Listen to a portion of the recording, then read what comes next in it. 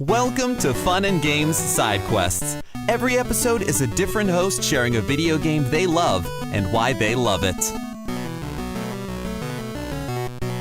Hi, my name is Isa, also known as Grumpy Krogan, and I'm here today to talk about one of my favorite and my most played games, Dragon Age Inquisition.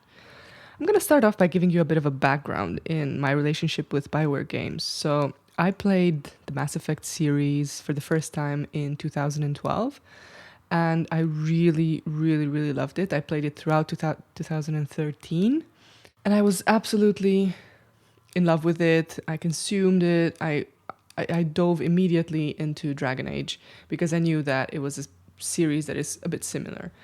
And I absolutely love Dragon Age as well. And there I was in 2014, really excited, awaiting my first BioWare game that I would play on release date. So, like, you know, any fan being extremely excited about a specific game, I pre-ordered it. And on release date in November in 2014, loaded it up, and I just completely lost myself in it.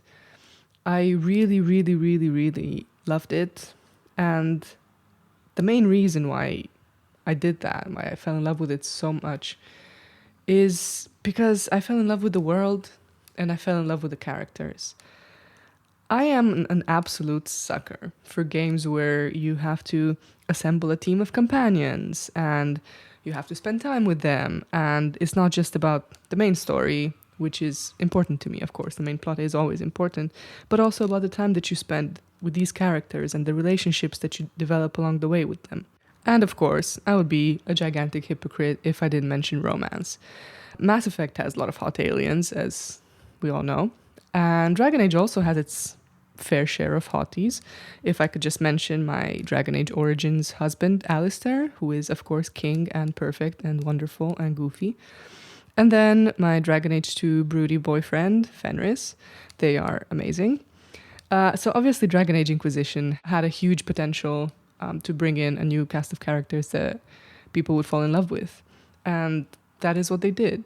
And I would just like to talk a bit more about the romances within Dragon Age Inquisition. I feel like the romances are a bit more organic than in some of the Mass Effect games, or even in some of the previous Dragon Age games. Because at least in Mass Effect, there's always that pre-final mission consummation of the relationship. And it feels very gamey and achievement-like, whereas the pacing of the romances in Dragon Age Inquisition is very different depending on which romance you're doing. The romances in Dragon Age Inquisition are quite diverse. Of course, there is not something for everyone, but they did try to cater for a more diverse audience than just a regular straight guy, which I really appreciated. I really appreciated when a game is created with me as an audience in mind as well. So yeah, my love for this cast of characters is so great that I spent hundreds of hours across multiple playthroughs playing this game, like literally hundreds of hours. So today I really want to talk about 3 characters in this wonderful cast of characters that are very important to me for various reasons, whether it is from the way that they're portrayed, or whether it is from the relationship that you have as the Inquisitor with either of these characters. And these 3 characters are Cassandra Pentagast, Sarah, and Dorian Pavus. I will start off with Cassandra, who is a seeker of the truth. She's also the right hand of the divine, so she's basically a religious knight. Her design is very muscly, and she's a bit strict and severe and puts a lot of emphasis on hard work and discipline. And the way the world reacts to her is a bit similar to the way a lot of people react to me. I mean, not that I am an extremely attractive religious knight who, kills monsters on a daily basis. That's not me. However, I also have been told that I have quite an intimidating look when you first meet me. But underneath, once people get to know me, I'm a huge softie. And that is exactly what Cassandra is as well. Cassandra is a hopeless romantic. She reads smutty literature in her free time. She loves poetry. She wants to be swept off her feet. She is also terrible at flirting and gets flustered easily. hard relate. And it's really, really lovely to get to know her and kind of peel off this armor and get to know what is beneath all that rough Cassandra look. So Cassandra is definitely a character that I really related to, and I enjoy having her as part of my party all the time.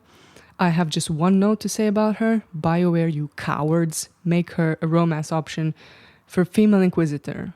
I know there's mods out there, but I'm still upset about that. Why is she only available for dude Inquisitors? Damn you, BioWare. The second character that I want to talk about is Dorian Pavus. Dorian is a mage from Tevinter whose family wanted to change him and his essence, basically, to make him fit into the traditional things that they wanted, to make him fit into the social standards that they were expecting of him. So basically, he ran away from home. And that is a story that is very relatable to a lot of queer people.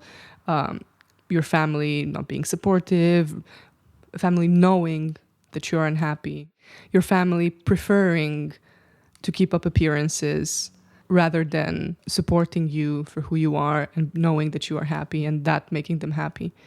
And Dorian's design and voice acting also just brings another dimension to this character. Dorian is a fan favorite. The reception to Dorian has been overwhelmingly positive, and he is definitely one of the more popular BioWare characters. He is a sarcastic, witty, bombastic mage. He always has some remarks to make. He has a lot of great banter with a lot of your companions. However, underneath all of that, he has been hurt deeply by the rejection of his family. And once you befriend him, he opens up more about this.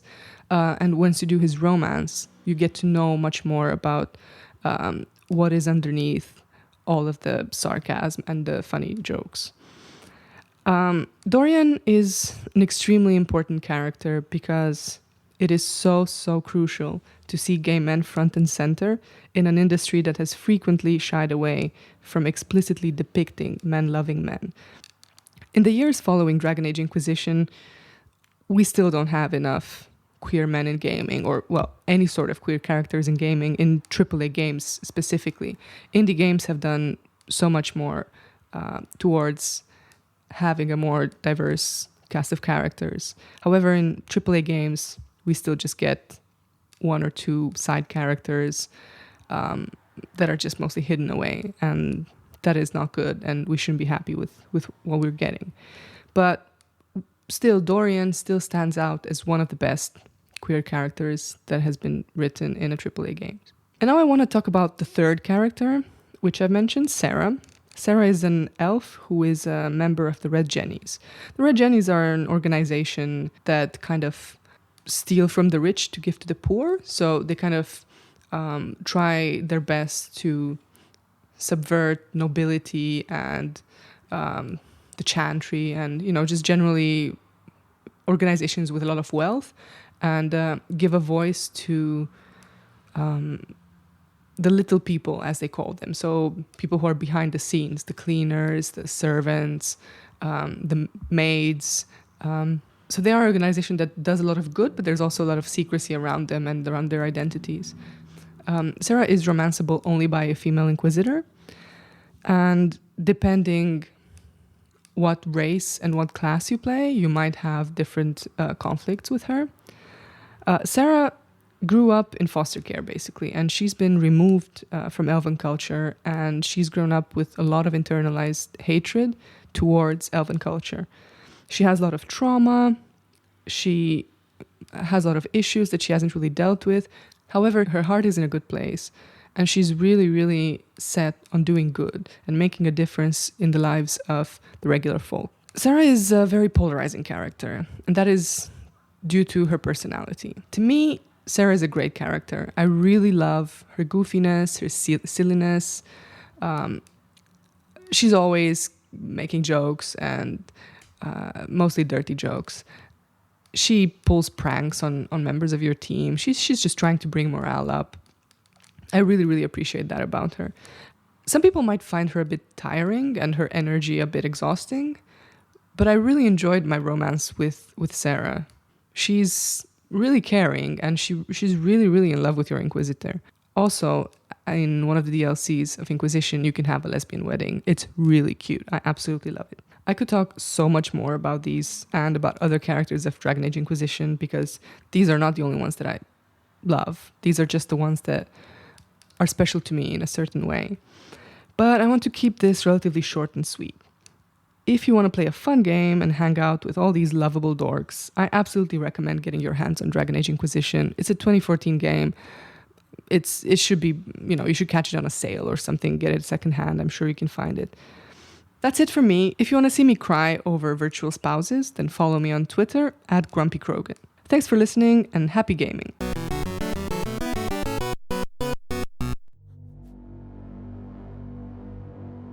We've made difficult decisions. And there are still more ahead of us. 2 people aren't enough to save the galaxy. We need the toughest, Smartest. deadliest allies. We need you. We need you to join us. And listen to Reignite. A certain point of view podcast about storytelling. Love. And Mass Effect. Join us every other Thursday as we fight for the fate of an entire galaxy. You can find us everywhere you get your podcasts. Or at certainpov.com/reignite. We're counting on you. We should go. CPOV. CertainPOV.com.